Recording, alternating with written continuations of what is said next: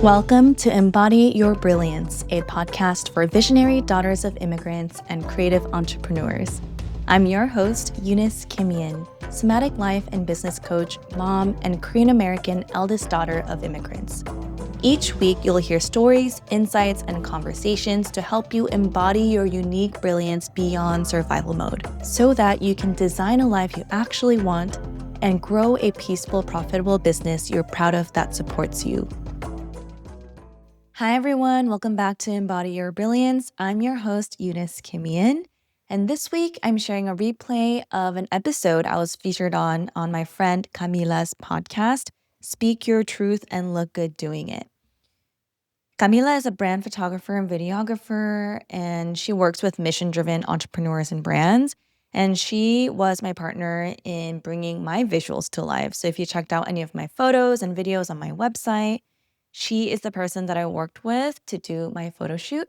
And I'm so excited for you to listen to this episode because we talk about beauty, belonging, being perceived, and how we relate to ourselves and our work, and how I wanted to intentionally bring all parts of myself to the shoot and showcase more of myself, express more of myself in these photos and videos that I wanted to communicate and connect with my clients, my community in a deeper way, and how it really required me to heal and continuously nurture the part of myself that needs to feel safe in order to be fully seen as my true self, and how visibility just hits differently for daughters of immigrants. And how I've been shifting from almost like performing myself to truly just embodying my essence and allowing all parts of me to come forth. So I'm curious how this episode will resonate with you. Take a listen, and I'll share more towards the end, but I am now enrolling the final spots for one-on-one coaching this year. So if you've been wanting to work with me, if you've been wanting to explore what that looks like, now is the time to get on my calendar. If you want my support in your corner for the rest of 2025, book a one-on-one clarity call today. The link is in the show notes. I would love to learn more about your vision, what you're working through, what you're calling into this next chapter. And I'm so excited for us to connect. All right, let's get into the episode. Okay, hello everybody. Welcome back to the podcast. So grateful to everybody that chooses to tune in. I have a very special guest today, and it is Eunice Kimian. And Eunice is a somatic life and business coach for daughters of immigrants, creative entrepreneurs. And I'm gonna let her introduce herself a little further, but take it from here, Eunice. Tell us about yourself a little more. Hi, Camila. Thank you for having me. My name is Eunice Kimian. I'm a somatic life and business coach for visionary daughters of immigrants, entrepreneurs, and creatives who are ready to build their businesses in a peaceful, profitable way beyond survival mode. And as a 1.5 gen Korean American, eldest daughter, and new mom, I blend over a decade of culturally informed somatic coaching, so like nervous system healing, parts work, with business growth strategy, where I spent over a decade in the world of startups and my own entrepreneurship journey and helping folks build their businesses from the ground up and scaling, and really combine those two to be able to grow but peacefully, because that's not what I saw in the corporate world. And also in the somatic world, it's like, okay, but how do we create profit, right? And not just heal when you're an entrepreneur, right? And so I do that by helping you access your zone of genius and really step into your next evolution while feeling connected and safe and grounded in your body. So I'm so excited for this conversation because I feel like you're all about this, like the safety, the embodiment, and all of that. And so thank you for having me. Yeah, I love it. I love what you said with culturally informed strategies, Mhm. which is so needed with daughters of immigrants, but also the somatic part, which somatic to people that may not know it just relates to the body, like sensations Mhm. that your body is feeling that no amount of thinking and journaling and thought reprogramming anything. I mean, I guess somatic could be thought reprogramming, but if you want to tell us more as to the people that are like, I keep hearing somatics everywhere, what are you even talking about? If you want to expand on that. Yeah, so soma just means body. So, like you just said, Camila, it's just body based. And if you really think about it, it's actually not that profound in the sense that, like, ancestrally, like, we have always been body based human beings. But it is profound in 2025 because in the Western world, especially, and in the modern world, our mind and body have been severed.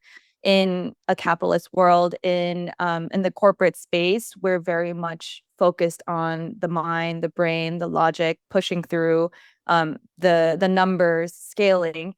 When we leave our body behind, sometimes we feel like we can game our way faster. So, like, we're just going to ignore the body signs, like, my shoulder is hurting, I'm short of breath, and I'm like, I have a headache, but I need to make 200K, and I'm just gonna put myself out there and send a gajillion emails and go on IG Live. And it's just like, okay, how sustainable is that actually? And is that actually going to give you the profit and the peace that you're looking for? Because at some point, our bodies start screaming if they're not being heard. And so when I say somatic and somatic business coaching, it just means that our body and our nervous system are very much included, not as an afterthought or an annoying thing that we have to address in order to get to where we want to go, but really, like, it's honoring our humanity, our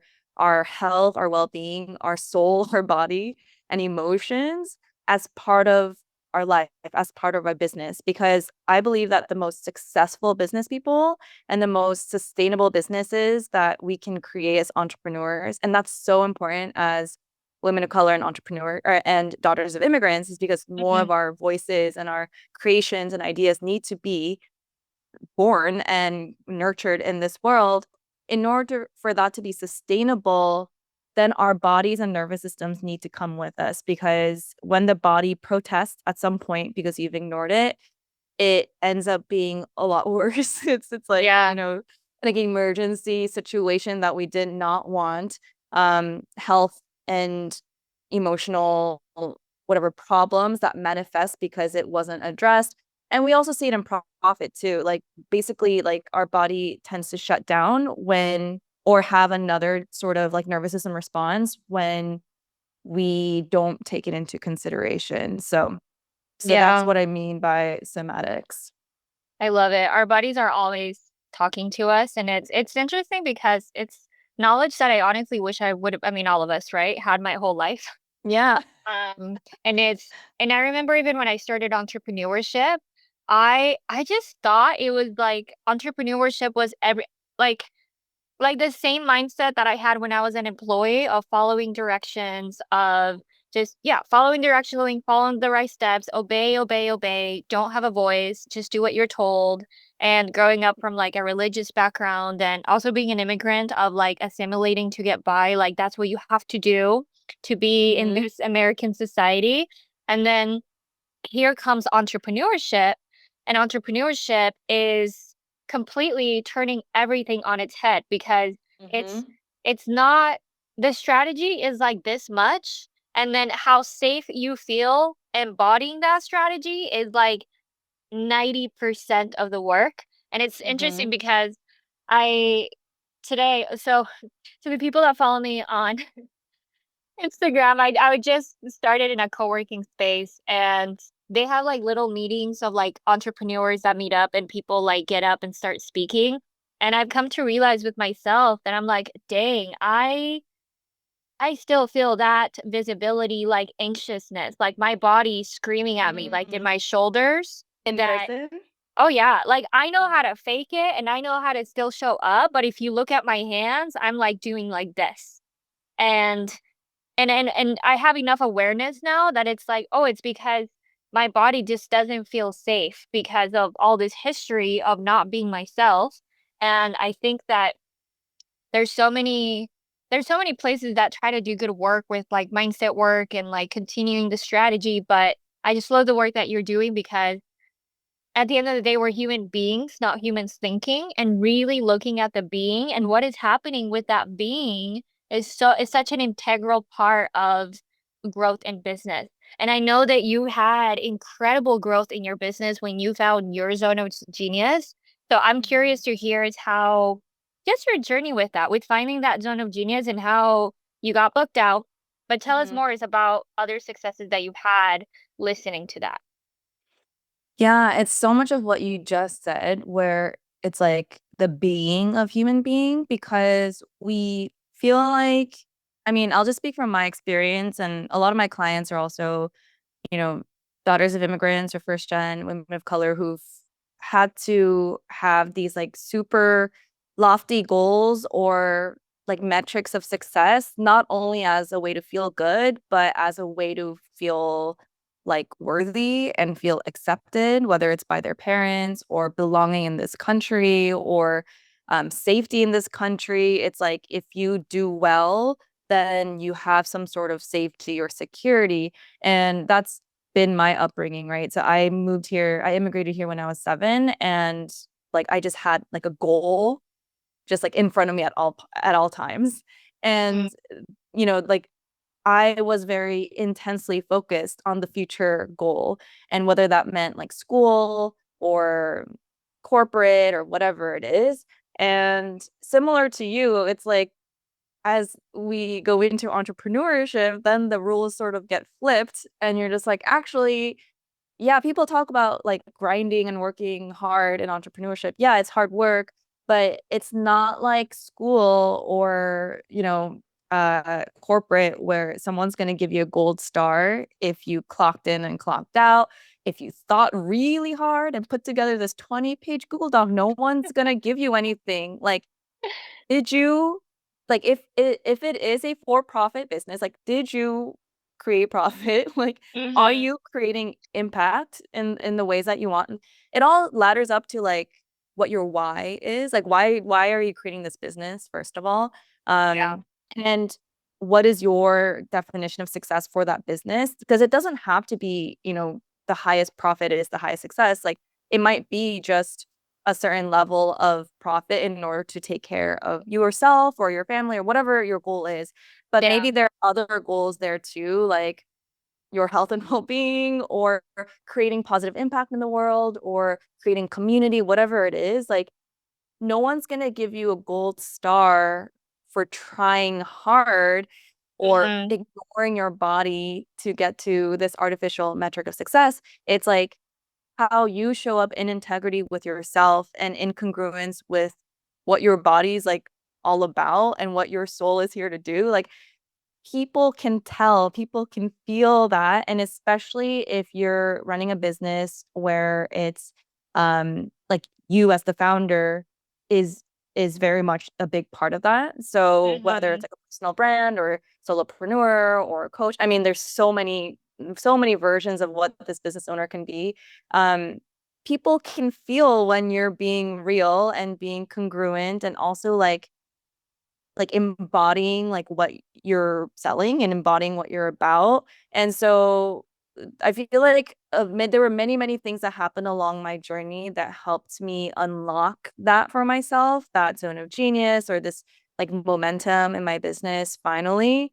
Um, but I feel like a really big piece for me is when I actually started like practicing what I'm saying about somatics, but in the Mhm. context of business. Like when I was facilitating somatic healing, somatic coaching, like the healing space, it's like, yeah, I'm like very much present. Like I was doing all the things in like in accordance to what I'm talking about.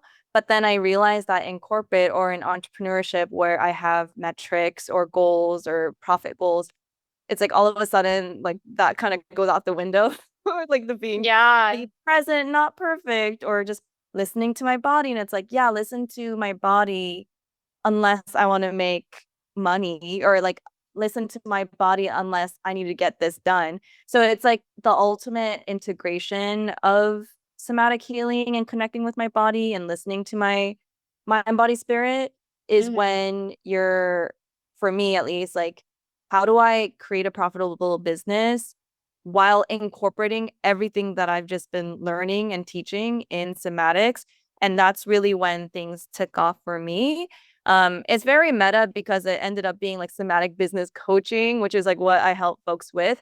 But it Mhm. truly, that was the thing that helped me unlock my own genius, is when like I started integrating all these parts of myself, imperfect parts of myself, but really owned it and just allowed myself to show up as all of me, the intense, really strategic and smart and all the things, and not feel afraid to claim that.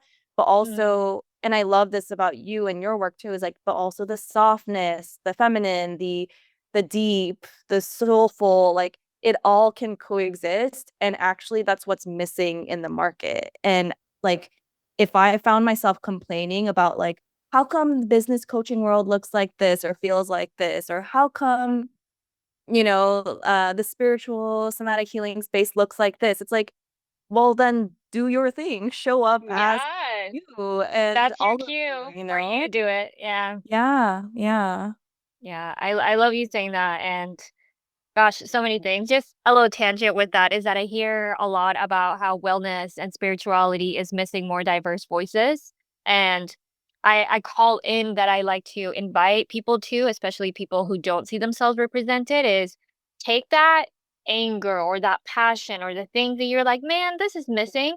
Take that and be like, oh, I'm getting that calling. It doesn't look like a sexy calling because it sometimes it looks like anger of feeling like I just Yeah. don't see myself in this. And if anything, that's also how I started my brand. It started Mhm. from I just don't align with the way media does things in this way, photographers are done this in this way, or even like I'm very vulnerable, I'm very sensitive. I'm like the videography space sometimes is so cold, the marketing space is so cold, and I think it's easy to fall into the complaining part of it, and I think it's so important to find safety and being like, "Hey, I'm the one to do this. I can take up space in this way." So I appreciate you sharing that. And to the people that don't know necessarily about the parts, I know that so we actually did your brand shoot recently, and Mhm. my understanding is that for your brand shoot was you are a mom now, so it was like the mother coming through. There was also uh that the version of you who had, Mhm. Noona, I think Mhm. so, and Mhm. she came from the startup world. So and then there was also the version of you that's also the creative, the performer. So tell us Mhm. more about your parts and how before which parts you were dismissing and how now you're like, "Actually, I like all my parts." And side note, Eunice also works with parts work, which I love. I'll touch that. Tell us more about that. Yeah, so it's not that I was ignoring my parts, it was that I was compartmentalizing. And I wasn't letting certain parts touch my business. And so while I loved on all my parts separately in different places, I that's what I wanted to be able to bring together visually through our brand shoot, because I've gone through my journey of reintegrating all of my parts, showing up in my business and in my life. So I wanted photos and videos that reflected that reintegrated version of me. And like I wanted to discover what that looked like visually. Like I was embodying it and people say that back to me, but I don't have like a permanent uh Visual. representation. Yeah, it's like literally what we were just talking about before we started recording, is like, you showing up in your co-working space, like feeling like her, which is like one of your parts. And I'm like, yeah, in order for me to keep believing and embodying this and expressing this and strengthening my expression of this, it's not just me embodying my reintegrated version of myself by myself. Like we are Mhm. social animals. This is why we need co-regulation. This is why we need mirrors. We need relationships, friends, coaches, whatever it is. Like a community and an ecosystem of support that sometimes just looks like mirroring back and reflecting back your brilliance. And to me, the photo shoot and the video shoot was that. It's like, how can I be seen to myself, right? And also share it more with my people, what my true reintegrated version of myself in this moment looks like. And what those parts were um I think I was showing a lot of my soft somatic healing, nurturing, ancestral healing, that side in my somatic coaching business, because that's just kind of what I leaned into. Like that was the part that was leading my business. And then in corporate or in startups or business, like in behind closed doors, when I'm working on my business, I was like Noona, which means older sister in Korean, eldest daughter vibes, get shit done vibes.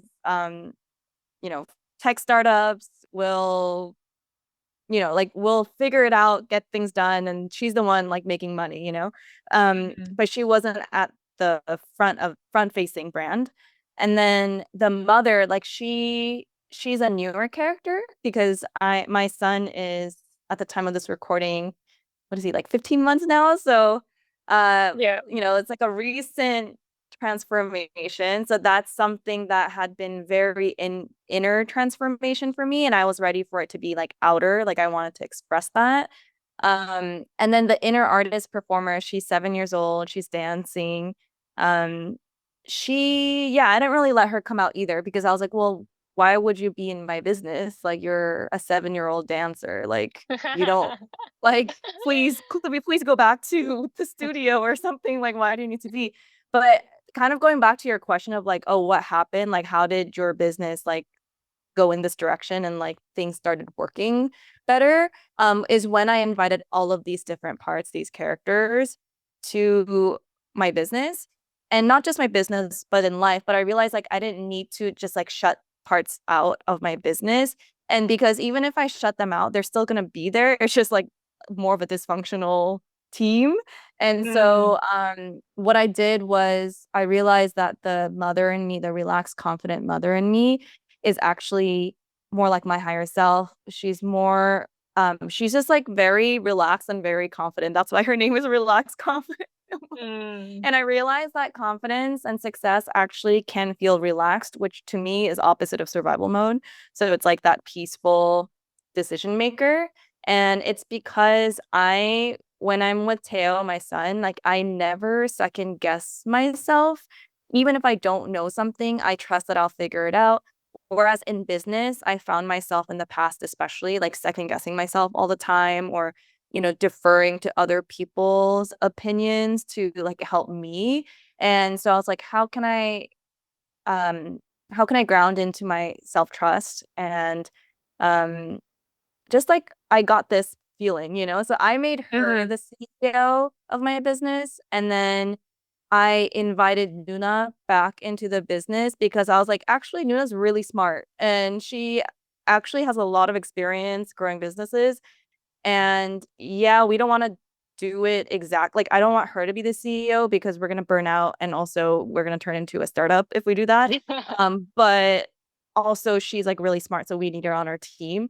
And then, so she's the executive assistant to Relax Confident Mother, sometimes chief of staff. Um, Inner artist performer, I was like, actually, she really loves to shine and express herself creatively. And currently in my season of, I always say I'm in my podcast era of like being more on camera and everything. I was like, okay, I want her to be the star, like the inner artist, 7-year-old performer. Like, you go on camera, like you do your thing, like you share your brilliance and have Mhm. fun and be playful and creative. And it's like lower stakes. And then the healer, the nurturing, whatever, like she's also part of it, but now it's like it's more of me that's running the business, and there's more of like a scope of role for who I want to lead in this season.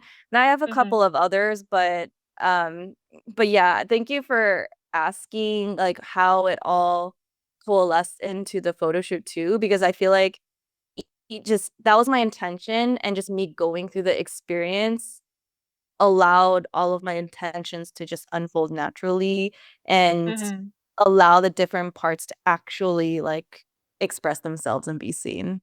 Yeah, I love it. That was just so juicy, like talking about parts work. So Eunice and I actually did some work together, and I got to even know my parts. And one of the things that I really appreciated was that we're so used to saying, "Oh, my higher self," and it's very common in like the manifestation, spirituality, wellness world to talk about my higher self. And with you, I realized that I kind of didn't have to put my higher self on a pedestal. I'm like, oh, I get to Mm-hmm. befriend all these parts of me and also giving them a name, not just saying this part and that part, but like this one has a name. And like even just getting a peek into your world, I felt like I was hanging out with all of them. And we were having a great Yeah. time as you were talking about it. And I loved getting to know all of my parts. It helped so much. And I also liked how these are things, by the way, that I don't even realize that creativity or like photography can do, act as a mirror to help you grow into these new identities. Um, Mm-hmm. and it's interesting hearing it from you with how it's like it's helping you hone in on the mother and the dancer and then the Mm-hmm. startup and how they all are part of the shoe. Even though maybe to maybe an audience, they're like, "Oh, she's so cute. She's like a mother in this," but like, I guess tell us a little bit more. Is just how else have you benefited and like has it served you that you have these images that are literally mirroring back to you these different parts of you, and how has it helped you just in life and in business? Yeah. I want to answer that, and right before that, I want to respond to what you just said because it stood out to me. Yeah. And this is why I love talking with you because I feel like your way of doing things and my way of doing things, there's just so much harmony with just how naturally drawn we are to creativity and just um allowing our spirituality to also enter the picture and just have it just be what it is versus like trying to make it be like make it fit into this box. But when you're talking about your parts too, like the reason why we name it, and I like to do guide folks through kind of like creating an image almost or like getting to know the 3D version of like who these parts are, is because it's very playful and creative, which I find like your photo shoot experience to be too. Hmm. But that is very important to me and that is very intentional because I specifically work with daughters of immigrants, first gen women of color, who and eldest daughters who basically did not have the chance to do that. Like play with their identity and be creative when you're in survival mode, trying to take care Yeah. of your family. Like this is serious. This is very Yeah. serious, you know? And then we're trying to do that in entrepreneurship and heal and everything. It's like if we take it that seriously, it's so hard to not to revert back into that survival mode version of ourselves, even when we're quote unquote healing or getting to know ourselves. So I just wanted to call that out. Just like the how we do it also matters, and like that part's really intentional. And then the part about the higher self is I thought was really great that you called out because while that can be helpful to some people, I find that for a lot of the clients that I work with and also like myself, where I'm very much future oriented, higher self, future self can be motivating, but also always put you like can make you feel like you're always at a deficit to some future version of yourself or a higher self, or it's some sort of like third party person that you're not. And it actually makes Hmm. it harder for you to embody your higher self, you know? So I always like to say, like, no, this is like you right now. Like she's in you right now. It's just a matter of like elevating that or like truly allowing yourself to see yourself in that light. Hmm. And so the relaxed, confident mother, my higher self, my current self, like I wanted, it's very important to me that I see her as present tense, not future tense. And so that's to answer your question about the photo shoot, what it did for me. It's like I wanted my current self, my current higher self to be captured and to be like when I share. because part of my goals right now in my business is to be more visible, to grow, to expand all the things. And I want my current self, my higher self to be, and all of the parts, I want them to be able to be seen. And if I just keep recycling old photos and videos, where in the moment that it was being taken, it's like a compartmentalized version of myself, then it's like, Mm-hmm. how can I, like, sure, like when you're in my like workshop or if you're on a one-on-one call, you're getting me, the current me, like the integrated me. And then, but then in all the photos and in all the branding, if that's just like the older version of me, I feel like visually and experientially, it's not as congruent as I would like it to be. And also by virtue of me even going through the photo shoot and video shoot experience, I feel like I am allowing my reintegrated version of myself to live and express in my body more Yeah. deeper, because it's different when I'm just showing up somewhere and being myself than me showing up and being photographed and videographed. Like Yeah.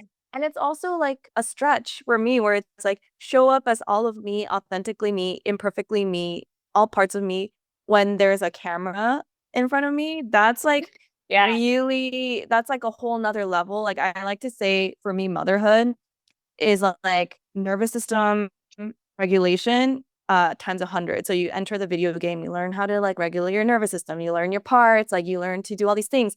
And then you Mm-hmm. become a mother, and then you become like, and your toddler screaming, like video game 100 level. Now it's like, how are you going to 100 regulate your level. nervous system when the baby cannot regulate their nervous system right now, or they're screaming at you? So I think of this like being visible, like reintegrating my parts, expressing myself, being like all of that stuff, but then put a camera in front of you. Okay, like this is video game difficulty just went up. Like, can you still be yourself fully? Mm-hmm. And can you really allow all parts of you, even the parts that you feel like you don't really like, or like you just wish didn't exist, or you just want them to kind of go away or just like be invisible for a little bit because we don't Yeah. want them leading, like even those parts, like can you allow themselves those parts to be seen on camera? And so for me, it was like a challenge that I was Mm-hmm. very much ready for and excited for, even though in the moment I probably had a lot of thoughts around like, oh my God, I can't believe, but Yeah. yeah, that's partly why I wanted to do it with you, was because like I don't think I would want to do that with just anyone, because it's a very vulnerable and personal experience. And I know not everyone can treat photos and videos like that, but for me, and I think a lot of us, it's like such a sacred and deeply personal experience, especially if you're Yeah. treating it like this. Like you want different parts of you to be able to feel safe enough to be seen and expressed. Yeah. Oh, that was such a beautiful share. And I hear you with like it is vulnerable to literally all of your parts are there and then you just have to like work with what you got and having enough awareness because I realized that the person that's ready for a process or a shoot like this that they won't perform and it's actually images that feel authentic to all of the parts of who they are, you really want to be at a place where you are ready to feel somewhat exposed, but you Mm-hmm. have enough awareness that's like, but that's okay. I am okay with these parts being exposed and like I just know that I'm gonna be okay at the end of the day. And that awareness is so key. I would say like when I think of the person that's ready and not ready is a person that has enough awareness that it may feel a little vulnerable, but they understand that vulnerability is what builds trust and it's what makes you like these images, is how you grow through the process. And then thank you for pointing it out that in the way that we do it, because I take that trust so seriously. Because even with me, when the camera is in front of me, I can shrink up and I can like be so cold right away. So it really matters a lot to me to create an ambiance where we can create as much safety as possible, even though I'm about to put these really big lights and these robotic looking technology in front of you. And how can we still find safety in expressing yourself in that way? Yeah, yeah. So, You showing up that way in holding space and facilitating that space, I think makes a big, big difference in how like we feel. And yeah, it's like people talk about safety all the time, but safety isn't in the mind. Like it's mm, felt in the body. So you can't say, hey, like I'll take photos of you, but you'll feel safe. Like you can't really like guarantee that. And it's not something you can just say and it just happens. Like I guess you can say it, but like what really like how we discern safety as humans is like what we notice in our body, right? It's like yeah. even if someone's smiling and saying this is safe, but then your body's like clamping up and like whatever, it's like, is it Mhm. safe? You know? And so I really appreciate just how connected you are with your own body and also how sensitively attuned you are to just like the spaces you enter and also like facilitate because I think that's so huge and missing in the world of photography and videography. Not to say that no one's doing it, but I just don't think that that's like it's not a given necessarily. And it's very Yeah. rare to find the intersection of like what you provide service wise and like what you believe in and also that felt sense of safety and compassion, knowing that yeah, it might be a little messy, it might be a little like not comfortable in the sense that it might not be like the exact polished experience that one version of you just wants to engineer to be, but that's Mhm. like the whole point, you know, that you don't want this AI version of you, you know, you could do that on a Yeah. computer. You want you and your essence and your soul and but how do you do that in a way that actually feels good and congruent because when you're congruent in your business, in your photos, in your life, that's when it's the most magnetic, that's when it's the most profitable, that's the most peaceful. Like Yeah. no one can engineer that because that's when all parts of you are basically on board and like looking at like allowing themselves to be expressed through you versus like parts of you being at odds with each other. So I Mhm. think that is so huge and it's it's also like that piece is really, really huge. And I think there are things that you can do to prepare as well. Or like as you even move through the experience of the photo shoot and video shoot and as you share your photos more, I this is a lot of the work that I do with my clients too, of like visibility. Like, how do you, when you said there's a part of you that wants to do this, like be videographed and photographed, and there's a part of you that doesn't want to do it. So, what do Yes. you do when that happens? So, like, or in business, like, okay, I want to raise my rates, or I want to sell this thing, or I want to like post this thing or send that email. But then another part's like, no, I don't want to do that. So, like, what do you do when those parts are at odds? I think that's the juicy part where I love to kind of go in. And that's why we're creative and playful with it because the more you just like push through, it's like the conflict gets like deeper. And then it just like, there are literally parts of you that are like fighting or kind of like going against. And that's kind of the antithesis or like the opposite version of what we just described as like when all parts are pointing in the same direction, things feel magnetic, your photos Mhm. feel coherent and congruent with who you are. So I feel like that's so much of how I view parts work too, is like how can you feel more congruent and harmonious inside so that when you're out like expressing outwards, like it feels like a mirror instead of like a distorted, like manipulated Mm. version of yourself.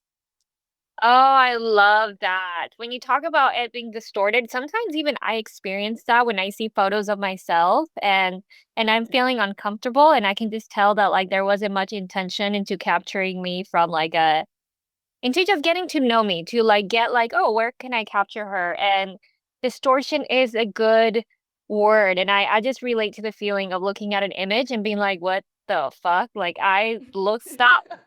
What's happening with that angle? Like, do I really look that way? And I really appreciate that expression.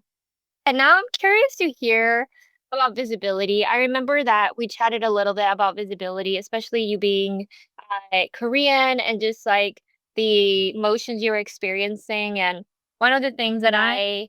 like when people sign on with me, is that I really like to normalize all the emotions that come when you're going through this process because it could be exciting and you Mhm. do it because you want to scale your business or whatever.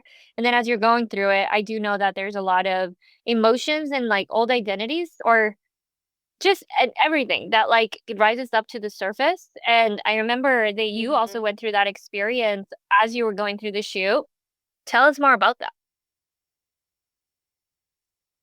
Well, yeah, it came up through this process of me becoming more visible because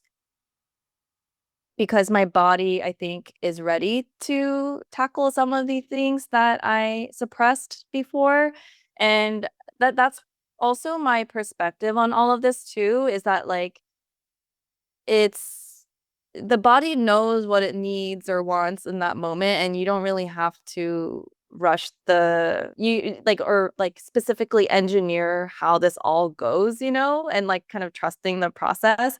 But for me, going through this process, I noticed the sensations coming up in my body and the emotions coming up, and I'm like, why am I so scared? Why is there a part of me that's so ready and excited for this? Like the version of her that's like the version of me that's just like I don't care. I am born to shine. I'm born to serve. I don't second guess myself. Relaxed, confident mother. There's a version of her. She's like, yeah, point the camera, point the video, like press record. I'm ready. Like For the camera, share for with the everyone. video, I'm ready to go. I love Share it. it with everyone. Share it with the entire world. Like I'm ready. And then there's like these versions of myself that are like, oh my gosh, like I'm gonna die. Like there's a version of me that's like, if this gets shared, That is so real. like I just want to validate that. there, yeah, this is what I mean. Like this is real. Like because it's not just like, oh, like I'm gonna, I don't know, lose $10 from this risk. No, it's like literally like there's a version of me that's saying if you do this you might die. And while that sounds so dramatic and like no you're not going to die, but that's what we say to that part all the time. It's like, oh, you're being vigilant, like you're being irrational, like why are you Just saying that? That's not all the true. conditioning, yeah, that we Yeah. have over ignoring our bodies and why I love your work that like it is that serious. It is that deep. It is that granular that this feels uncomfortable because your survival instincts are being triggered that you really think that you're gonna die, like social suicide. So, anyways, I Yes. keep going. So there's different layers to this. The deepest ancestral level of like if you go back to the caveman era, if you get excommunicated from a circle of a village, like you will most likely die from another predator because as humans, like we had to stay in these like especially as a woman, especially as someone postpartum with a child, like you definitely need to be in a village or be in community with other people who are going to protect each other. And so our primal brain has not evolved from that in the sense that like if you feel like someone's going to reject you, like not only is it physically painful, they say like a rejection can feel like a punch in the face or something, but nervous system level wise it might feel like some like you might die feeling is not, and I hyperbole, it's not something that when you tell me that I'm going to be like, why are you thinking that? It's like no, that's real. It's that it can be that scary. And how can we validate that part? Being like, yeah, it makes sense why it's like that. What do you need? Like, how can I help you? Instead of like, no, you're crazy. So I think it's like really inviting a deeper validation and compassion for that part who's freaking out, because that's what happened to me. So that's like late level one is that the caveman, like, you need to be part of a circle to survive. Ancestrally, generationally, I come from a long line of Korean maternal lineage. I'm sure paternal lineage too, but especially maternal lineage, where the women in my family just had to stay silent in order to survive. They lived through war, they lived through colonization, um, a lot of poverty, like the strategy to stay silent and not put yourself out there and share your gifts like was very strategic in order to stay alive. And in a homogenous society like Korea, where um, basically everyone is Korean, I'm sure there's a little bit more diversity, but it's not the same as the US. Everyone looks similar. It's almost like this ultra collectivist society where the whole point is for all of us to be harmonious together as one unit versus this individualist American dream. Like you shine and you make the most money, you do your thing. That's not Mhm. viewed as the optimal way to operate in society.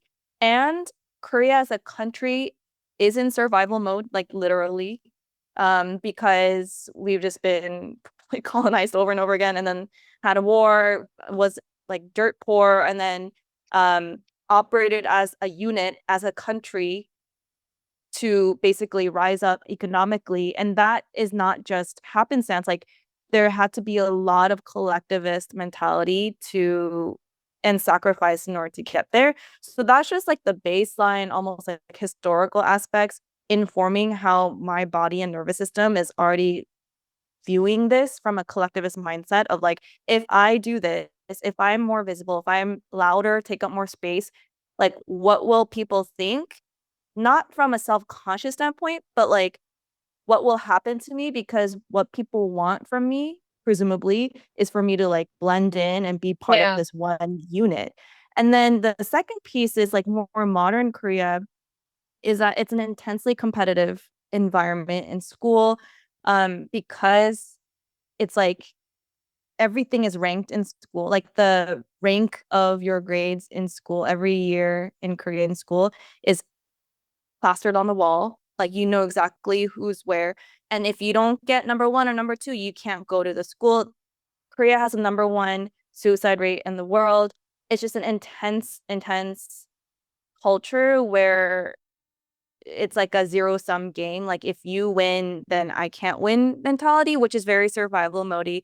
And I'm not saying this to paint a negative light. I just Mhm. there are many beautiful things about my culture, and I love being Korean. And there's just this intense part that is born from survival, right? And this has manifested in public figures in Korea when they're really famous or when they're really smart or really beautiful. Like yes, people can love them, and there's this feeling like what's wrong, like and there's just Mhm. like I don't know what the feeling is, but that sounds to me like why would I care? Like why would my nervous system respond to that? And the answer to that is like, well, I'm observing it. That's enough for my nervous system to be like, well, I don't want to be in that position, right?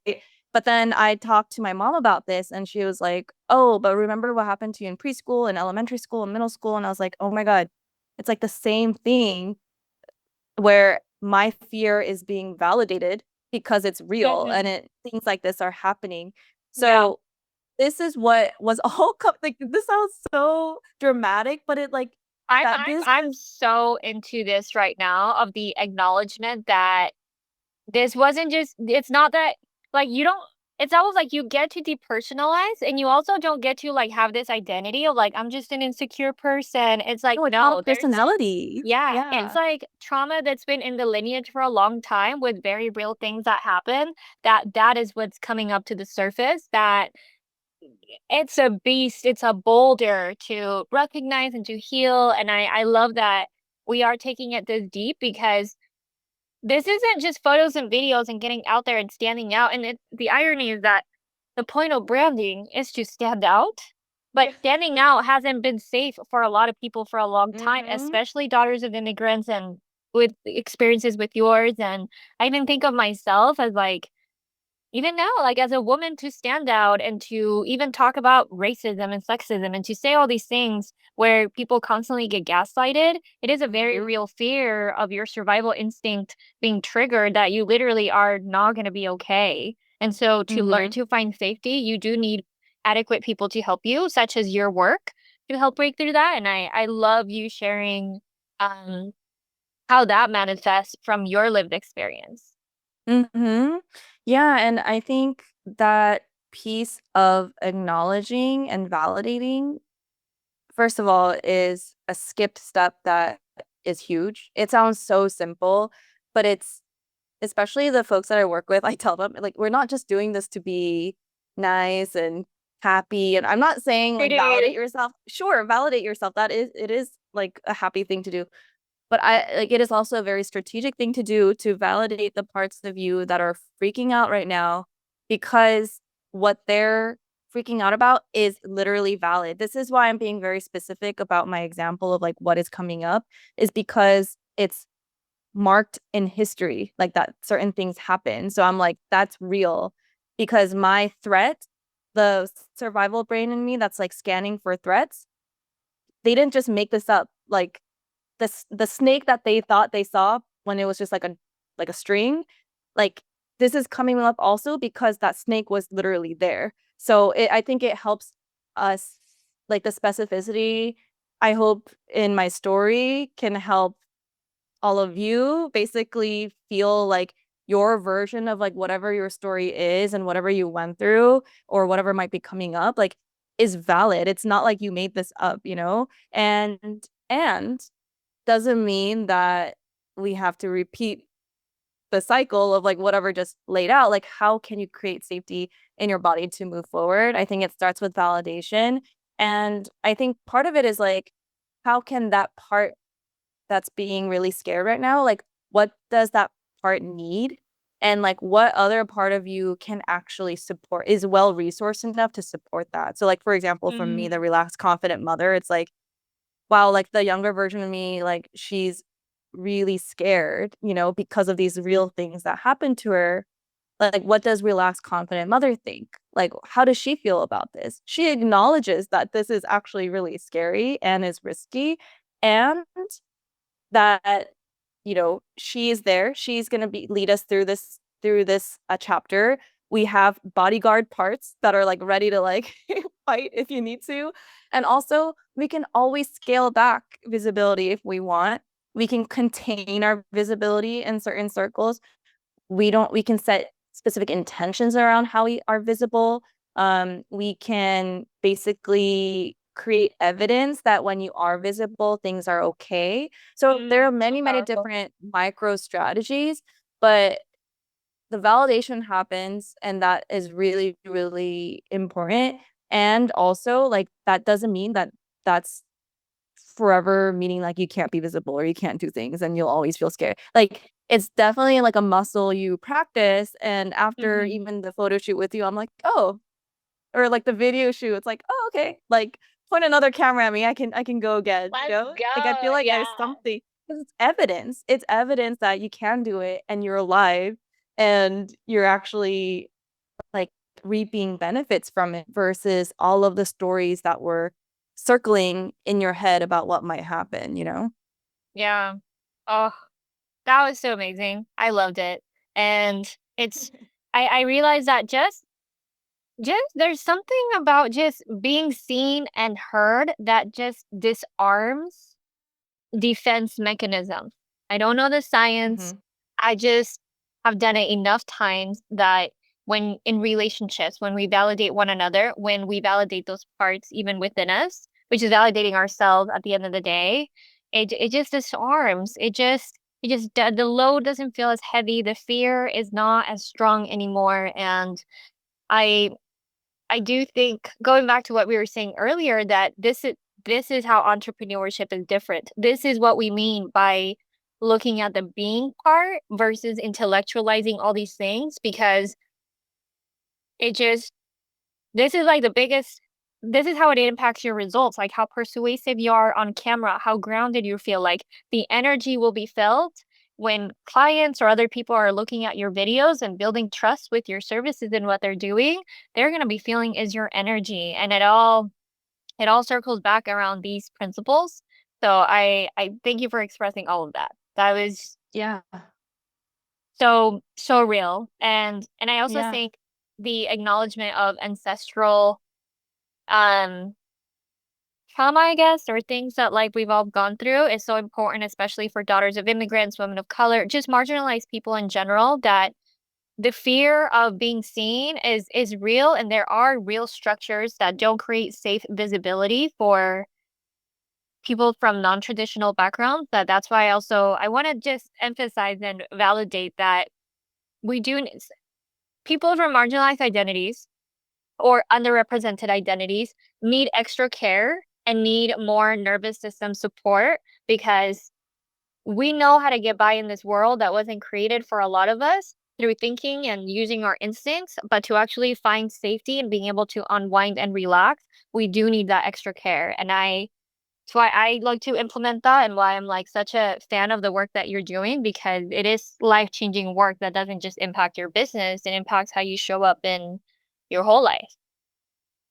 Mhm. So, And to your point around how like the way you are able to show up in a safe way impacts how people see you, like externally, whether it's clients. That's true, and it will 100% make an impact on how you generate profit or make sales or grow your brand or like get all the outwardly metrics that you want. And what I think people don't realize is like the power of aligned photos and videos, and also the power of being able to show up as a congruent person of all your different parts in your business is that when you're working on your business, like behind the scenes, not even when you're on camera, not even when you're selling, but when you're making strategic decisions, when you're waking up every day getting ready to run your business, if you're in survival mode or feeling like you don't feel coherent, you're compartmentalizing all of that, like that will definitely make an impact in how you even are a visionary or how you even are able to tap into your creative brain or strategic brain and even make decisions around how you're going to sell or what you're going to sell or you know what you need to clarify. Like there's so many micro parts of entrepreneurship that's so much about like how you see yourself and how you're able to access different parts of yourself mm, that this is that's the scope of what we're talking about. Like when people say photos and videos are just for brand and like posting on Instagram, like the way you look at the way you're able to see yourself and the way you've internalized this external expression of you matters so much, just mm, as much, if not more, than how clients perceive you or prospective yeah, clients. It changes how you see yourself, which impacts how you run your business and how you show up in life. It's like a flywheel. It's like a circular thing where yeah, the act of expressing, the act of shining and being seen and being perceived, it's a dual experience, like you are expressing, people are perceiving, but then you're also perceiving yourself. And in entrepreneurship, your self-management and your ability to ride ooh, the waves and show up as the version of you that wants to grow this thing versus shut it down. Um, mm-hmm. Shut it like down, which you are gonna want to shut it down sometime and be like, I'm done. I did yeah, something good. This is just too hard. I don't want to do this. yeah, it's an internal and external process, and both make an impact on your bottom line and also your well-being and your peace in this world. And that's the scope of your work and my work, and I'm just so appreciative of both of us basically working really hard to allow all parts of us to be seen in this way and express ourselves and continue to evolve, because every time I connect with another entrepreneur who is on this journey and working really hard to bring all parts of them to the table, it's like a contagious thing. Like the more we see other people or experience other people on the journey of allowing these parts to be more congruent, it feels safer for the next person to just be like, okay, it's like safe-ish for that person. Maybe it's safe for me. It's like we're all waiting Mm-hmm. for signals. And so you choosing to be visible in an aligned way is also contagious and might Yeah. help the person in front of you and next to you want to do the same because they also feel regulated and safe around you. So I think it's just like amazing work that like sometimes we dismiss as just like our own journey. It really, Mm-hmm. really can help the people around us too. Yeah. Thank you so much for that reflection of just how it impacts the way you perceive yourself, which impacts your performance and how you lead yourself in your business when the lights aren't on, but yeah, are such very important decisions to be made and for bringing it home like that. Thank you. That was so great and such a great way to wrap up the show. And thank you so much for sharing so much insight. I loved how deep you went. That was like my favorite thing ever. And yeah, so now what can people look forward to from this point forward, as far as like your brand and your offerings, and where can people connect with you? Yeah, so you can find me at my new podcast, Embody Your Brilliance with Eunice Kimian. We talk about a lot of these similar topics: entrepreneurship, visibility, daughters of immigrants, mind, body, spirit, all the things. And I am excited for you to listen. Check out my website. I work with folks one on one through somatic business coaching, and I would love to hear how this episode resonated with you and if visibility is something that has been on your mind. Camila and I are both just, we love connecting and talking about this topic and can talk about it forever. So I'm excited to connect with you all. Yeah, amazing. Okay, thank you for being here. And if you liked this episode, share it with a friend, anybody that's also like dealing with visibility and the somatic part, and hire Eunice if you resonated with her work. Other than that, thanks for being here, and we'll catch you on the next episode.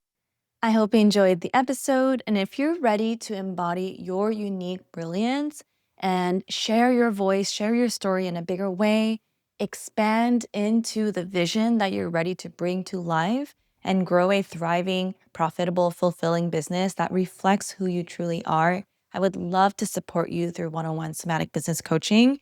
I am enrolling the final spots for one on one coaching this year. So if you've been curious about working together and wanting to explore what that looks like, now is the time to get on my calendar if you want my support in your corner for the rest of 2025. Book your one on one clarity call. The link is in the show notes. And I am so excited to learn more about your vision, some of the roadblocks you're facing, and create an action plan together for the next 6 months so that you can finally bring your big vision to life. If you're ready to become more visible as your whole integrated, undiluted self and make more money with relaxed confidence and deeper trust in yourself, in your unique gifts that you're meant to bring to the world, book your call today, and I'm excited to connecting with you. All right, y'all. See you next week.